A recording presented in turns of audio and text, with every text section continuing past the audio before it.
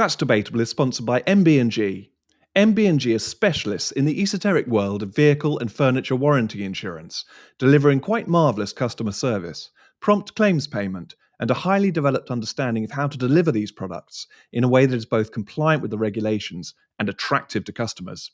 To find out more, call Paul Smith, the Managing Director, on 07887 501 441.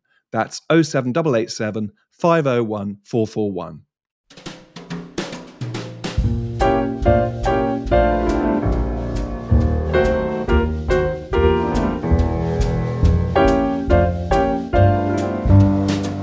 Hello and welcome to That's Debatable, the weekly news podcast of the Free Speech Union. Hello, how are you doing, Ben? Well, we're doing better, weren't we? I think before the shocking news on Friday morning from the government, the new Education Secretary, that the Freedom of Speech Act is going to be scrapped, in essence. It has not been a good week since we last spoke to freedom of speech or academic freedom in Britain. It's been it was a complete shock as well. Maybe we shouldn't be shocked when you have a government that has the majority that it does have. They're going to do pretty much what they want. But there were several things about the way in which this happened. It happened on a Friday. I think there's a term for lawyers who serve papers on Fridays, just to give you an angsty weekend, to ruin your weekend. I think divorces, often things get served on a Friday just to make everyone feel they can't do anything about it and to panic over the weekend. But it happened on a Friday. There wasn't time for any scrutiny. There wasn't time for any debate in the chamber. We're talking, I think it's a week, isn't it, Ben, before it was before the Higher Education Act was actually going to come in. So, right, lastminute.com, it's got all of the assent needed. It just needed the final sort of almost operational issues. And is it fair to say, would you say none of us really saw it coming? I mean, all of us, we're never, you can't ever count your chickens until they're hatched. You can't say, it was a slam dunk at all, but we kind of didn't expect that on Friday, did we? There was always going to be a danger of it. I can't honestly say that I thought, yes, they were going to get in and immediately scrap the Higher Education Act. I thought that there was a decent chance that because it was so far advanced now, it had been given royal assent and so on, they would just not pick a fight over it, and that it would just continue on.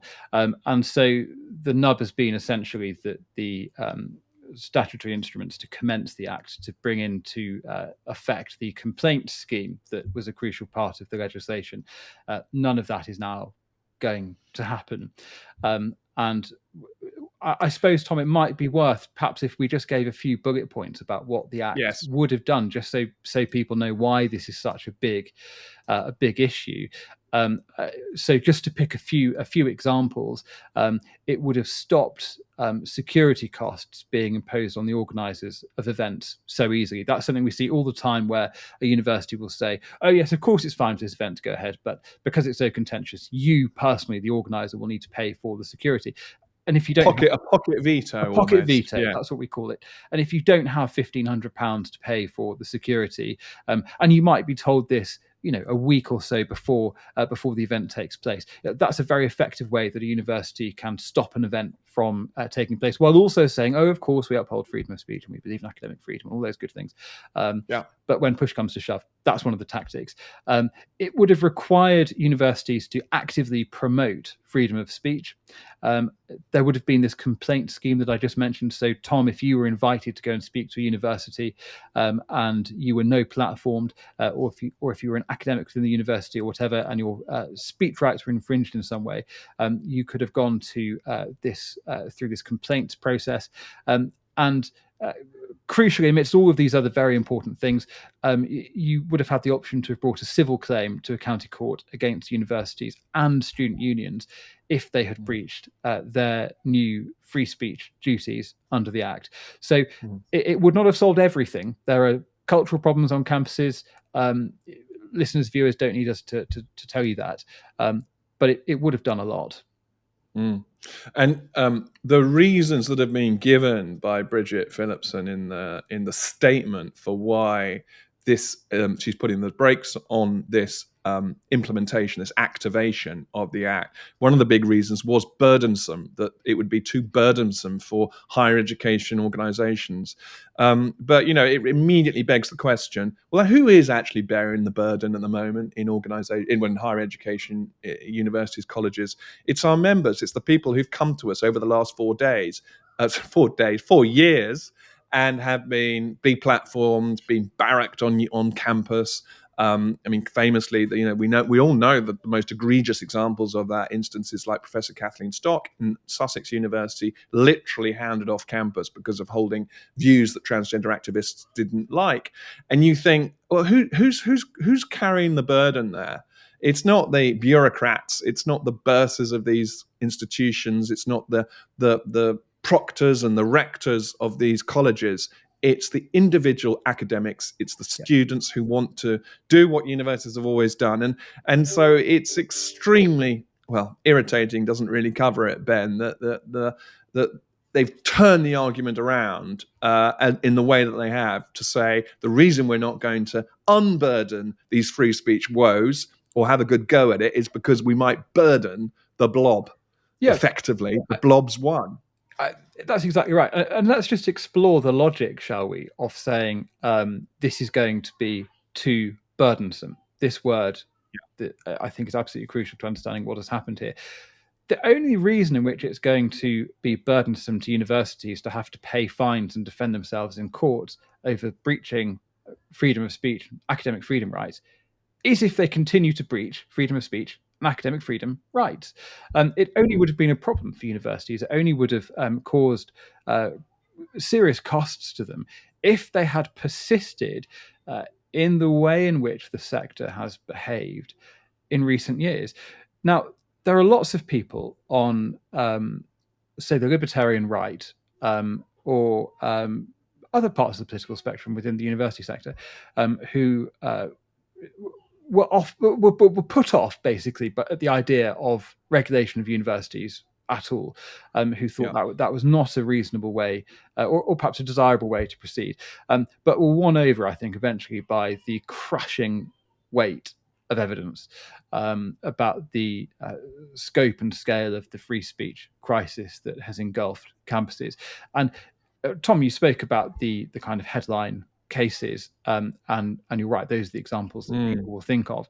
But beneath those stories, there are literally hundreds of examples of students, of academics, of visiting speakers, of all sorts of people, including administrative staff connected with universities, who've come to the Free Speech Unit for help in the last 4 years because universities have not been doing what they ought to have been doing. They have not been promoting or even defending in the most bare bones way freedom of speech.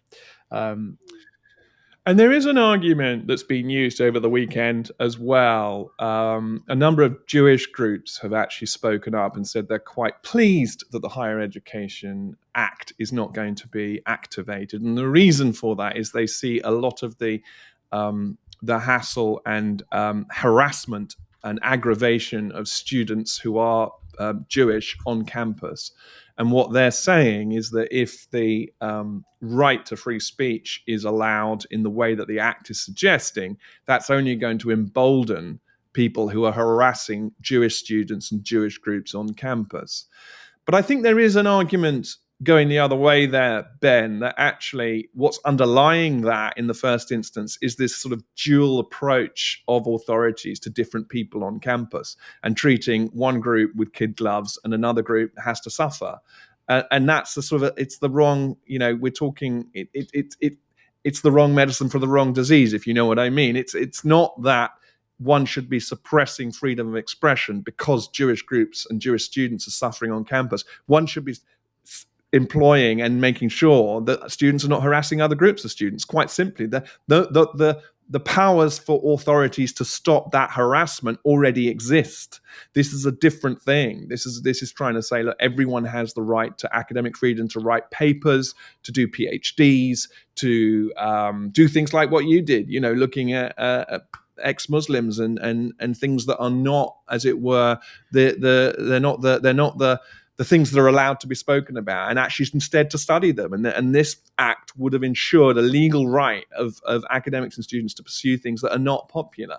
So I think there's kind of an important distinction there as to what's the underlying medicine to two different problems. The other particular point I'd make in response to what some Jewish groups have been saying over the weekend about this is that if there is one country in the world whose ambassadors and politicians can reliably be hounded from British university campuses in utterly disgraceful scenes, it's Israel. This happened at the London School of Economics back in 2021. The Israeli ambassador was basically chased out of the building, evacuated by bodyguards. And actually, as you've just said, Tom, this argument cuts both ways. I mean, if Jewish students, well, I say if, in fact, it's completely true that Jewish students have been victim of targeted harassment. We've actually spoken to several of them. As you say, there are powers to deal with that, and as we've seen with the policing of protests, there has been this double standard, and the answer to that cannot be to just say freedom of speech can therefore continue to be attenuated and reduced and eroded on university campuses. I think it's a self-defeating argument. I think it's actually not to the benefit of Jewish students, designists, be they Jewish or not, to say that that is the answer. And I think you can see that so clearly in the example of what happens to what happened to the Israeli ambassador and scenes like that. They will continue to happen. And universities now have been given the signal that instead of having to offer a muscular defense of the right of the Israeli ambassador or whoever to come and speak on campus, they now can revert back to these arguments about the security costs and it will cause harm to other groups of students and all the rubbish that we're really familiar with. So the big question it raises, Ben, it's a bombshell news from Friday, is what are we going to do about it? That, where does this leave us?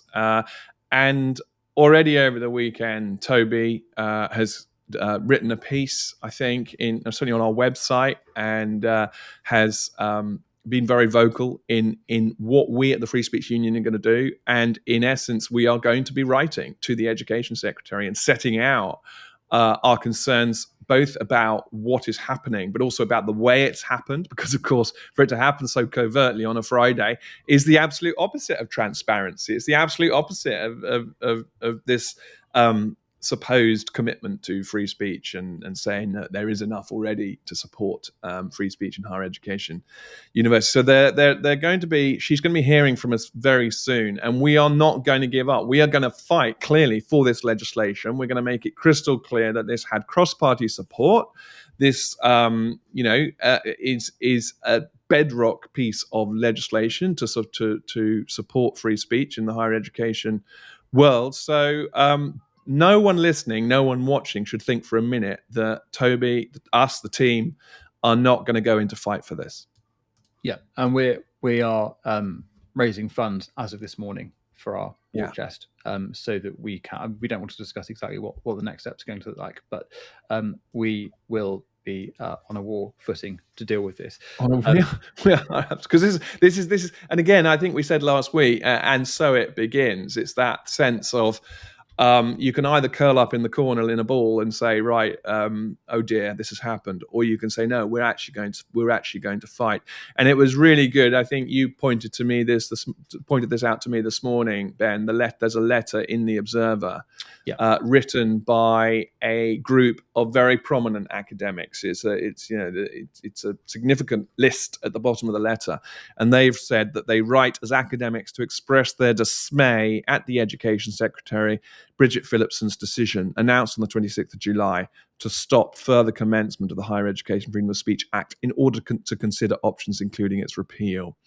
The Act, whose main provisions were due to come into force on the 1st of August, would have significantly strengthened protection for free speech in universities by empowering academics to bring complaints to the Office for Students. And the key point in their letter is the next piece. We believe that academic freedom is a basic public good and a cornerstone of our democracy, and it's clearly under threat. And I think that's another point that Toby pointed out over the weekend, Ben, that if a government says they are committed to human rights, which is clearly what the Labour government has said right from the get-go, what more fundamental right is there in a liberal democracy than the right to freedom of expression? Alongside a lot of other brothers and sisters' rights, such as assembly and religion and such like. But it's there. It's in Article 10. It's not an optional extra on the buffet of freedoms. It's absolutely bang center in the middle. So are the government truly caring about human rights if this is the first thing they do? Well, I'll leave that for our listeners and our viewers to decide for themselves. Yeah, and the fact that this is the first thing that they have done with respect to freedom of speech, and what are we now? Are we in the third week of the government or something like that? We are. Right. What signal does that then send for all of the other issues that we discussed in the run-up to the election and afterwards that we're so gravely concerned about? So things like the conversion therapy bill, Islamophobia definition, the possibility of a new hate crime, the race act, exactly, and going down the route of Scotland with its completely unhinged approach to hate crime. This wasn't even on our list, Ben. When we looked at the manifestos and we looked at Labour's manifesto, this wasn't on our list because the Freedom of Speech Act was a done deal. It was coming in August. So when we talked about it, and maybe there's a lesson learned there in terms of one can never know, as it were, until the show's not over till the fat lady sings, which of course we're not allowed to say now, but nevertheless it's true. I think that we always know that government rules and does what it wants to do when it's got a majority like this. But I also think there's an important point about legislation versus culture here, Ben. That yes, we quite rightly hang our hat on legislation and we worry about legislation and we try to influence legislation, and we have done, and make it better. We think about the Online Safety Bill and the Online Safety Act as it is now, and the changes that we managed to get through that. But actually, if we're talking about free speech, it has to be culture. Even if we had a First Amendment, for example, the US is struggling with free speech as well, and they have the First Amendment because different authorities further down the chain find ways that are often expensive ways to shut down free speech units. It costs money to stop that from happening, which is always money talks for obvious reasons. But even when you have a First Amendment, if the culture is wrong or the culture is going in the wrong direction, then free speech is not protected. And I think that's one of the big things to come out of what's just happened is we cannot put all of our eggs into the basket of legislation because it can be swept away. You've said it before. We think about the Equality Act all the time. We use the Equality Act. It's helpful. It's got some important rights that are now well codified, well understood to protect our members, but it could be swept away tomorrow. And that's what I also take away from Friday. It was literally swept away like a freak wave came in and it was gone. And you think, okay, this is a bigger deal. It has to be culture. Well, this is the thing. Fundamentally, elections must have consequences. One might bemoan the fact that in 14 years, with respect to freedom of speech, the two most significant things that the Conservative government did have both been imperiled by the timing of the election. So there's the Higher Education Act, and then there's financial services and the response to debanking and protecting people from the danger of having their bank accounts closed because of their political beliefs. And if you were looking for achievements to point to from the last Conservative government, I suspect actually the Higher Education Act would have been something that would have been near the top of the list. And now further commencement has been paused, and there's discussion, of course, of repealing it. And it will be interesting to see how that battle plays out. And one feels that the government ought to have to suffer the grief of trying to repeal it and fighting that battle. Of course, they can, with their majority, they can do more or less whatever they want, but they really ought to have to go through that battle first, not to just sneak out this statement on a Friday morning in the hopes that nobody would notice it just a week before the act was supposed to come into effect. But we're emboldened, Ben, and I think it's worth also mentioning one stat that you love and I love, the stat from the last 4 years in our casework as to what proportion of our cases we win when we know the outcome of a case. 75%, 3 out of 4 cases we have won. And that is in a context where the direction, as you say, the direction of travel, it's had its moments, but in essence, it's been getting worse and worse for free speech.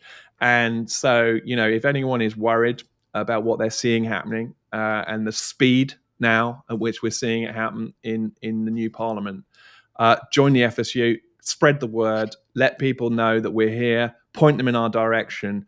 We're clearly needed more than ever. And we're actually emboldened, I think, to say we're going to carry on. We're absolutely needed, and there's absolutely no way we're stopping in any way or slowing down or taking our foot off the gas. Quite the reverse. Yeah. Well, the nonsense, I'm afraid, is coming thick and fast. And we want to turn now to, well, we don't want to, we have to. We have to turn to the world of the judiciary, don't we? Yeah, the new edition of something called the Equal Treatment Bench Book. And this is a sort of guide for how judges should communicate with people in courtrooms, so lawyers, defendants, witnesses, and so on. And Tom, there's so much nonsense in here. Do you want the first dibs on the most ludicrous element of this? I'll give you that. That's very kind of you, Ben. Although having said that, because this is like pass the parcel, I'll take a wrapper off, a bit of craziness, then you'll take it will just not get any less crazy. I'm going to take a slightly unusual approach to this, in that I was most appalled by the very vanilla words that apparently you should not use when talking in court to witnesses or to defendants or whatever, whoever it is you're talking to, jurors in court. And the two that I was most struck by were the blind and the deaf. So we're not, New Testament words, words that were said multiple times by Jesus himself when he walked on the earth. He was healing the blind and he was unstopping the ears of the deaf. But he couldn't say that in court now. No. Couldn't have said that up in front of Pontius Pilate. Pontius Pilate would have, slapped his wrist as well as then crucifying him.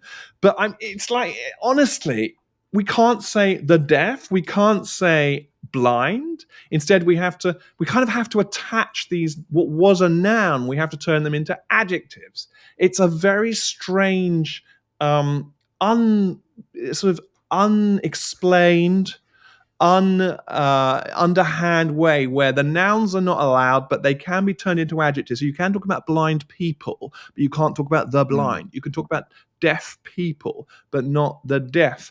And there's absolutely no reason for it. There's no logical, rational, thought through or justification explained. It's just pushed out there, and you're told you cannot do this.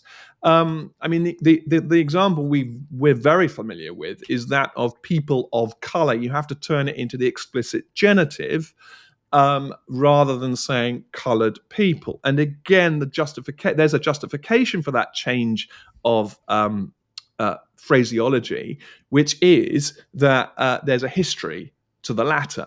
Okay, fine. I kind of understand that justification. But when you come to turning nouns like the deaf or nouns like the blind into an adjective, or forcing people to use it as an adjective only, then you think, well, what's the justification? Suddenly we've lost anchor. We've lost any root in reality with these new codes that are coming out. And the other thing, Ben, is what's next? I mean, where does this stop? What are the boundaries around this? Because it's growing and growing and growing. The number of things you can't say, or the number of things that people are liable to take offense. You fine, do it. Tell us what we are allowed to say. Tell us what we're not allowed to say. But then tell us it goes no further, please. then tell us that, okay, if we can get used to this, it will go no further. I resent it hugely. But the point is, it will carry on. It will carry on and carry. Just when you get used to this new way of speaking, they'll change it again. And it's being backward projected as well. So the word slave, for instance, if chances are, if you read any work of history published after 2020, the word slave will not appear. It will refer to enslaved people or enslaved person or whatever. And not just in the context of slavery in America, but in the context of slavery in antiquity. And so Egyptian slaves building the pyramids, or Roman slaves in the market. So you lose the highly evocative Spartacus's slave revolt, and you have instead the revolt of the enslaved people, which I put to you as somewhat anodyne and drab and dull way of describing one of the most remarkable events of history. And yet, as you say, all of this stuff is just cascading up. And I think the difference between the term coloured people is that, as you said, that there is a history there, and there is a rationale to an extent. Why person of colour is better is obviously an entirely arbitrary decision that has been made. But with these terms, there is no history of these terms being innately offensive to people.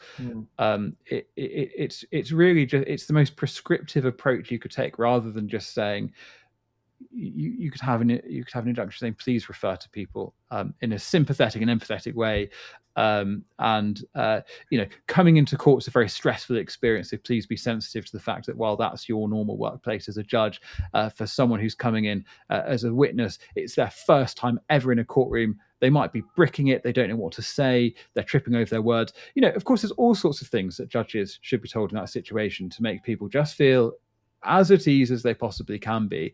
But instead, it's not that. Instead, what this does is make judges trip over their words, because they're going to be constantly thinking, surely, which of the terms in this 350 pages of waffle have I used or misused or got wrong? And meanwhile, Ben, they're reading out statements, or they're watching video footage of crime on the streets of real life, the real stuff that happens out in the world, where it's people are not going to be saying everything that ought to be said or not ought to be said, quite the reverse. So you're going to have this kind of stultified conversation in the courtroom, where the subject matter is actually probably quite juicy language, should we say, in statements, in witnesses, and in everything like that. And actually, that matters. It genuinely matters that the truth of what was said, the exact words of how things happened and how things got out of control, are talked about and referenced without this terrible fear that you're going to get into trouble, or there's going to be a kind of an upset amongst the jurors, perhaps, or the press reporting it, and then they don't actually report on the event or the thing. They report on the way in which the event is being described in court. It's ludicrous. It's totally, the priorities are inside out and upside down, and almost the traps are set for the judges, the traps are set for the barristers and anyone else, any official in court to be caught out, as it were. Well, at this point, I do feel the need to say, if you're still with us, well done. And sorry, have I been ranting? No. I just mean it. As I said, it's coming thick and fast in the last 3 or 4 days. It has to be said, there's not a lot of good news to report with freedom of speech. And I'm afraid there is one other story that we need to turn our fire on now, which readers of The Spectator will have seen the boss Toby writing about this last week. And this is, it has to be said, the rather grim news that somebody called Becky Francis, CBE, has been appointed by the new government to lead a review of the national curriculum, and to give viewers and listeners a sense of what this curriculum is likely to be. I thought perhaps I could just read out some of her work that has been identified. So this is the pedigree of the person who will soon be in charge of the national curriculum, or in charge of reviewing it at least. And those of us with children who are of or about to be of school age, you'll want a stiff drink. That's all I can say. So we have power plays, primary school children's construction of gender, power, and adult work. The gendered subject, student subject preferences and discussions of gender and subjectability. Understanding minority ethnic achievement, race, gender, class, and success. Re-theorizing gender, female masculinity, and male femininity in the classroom.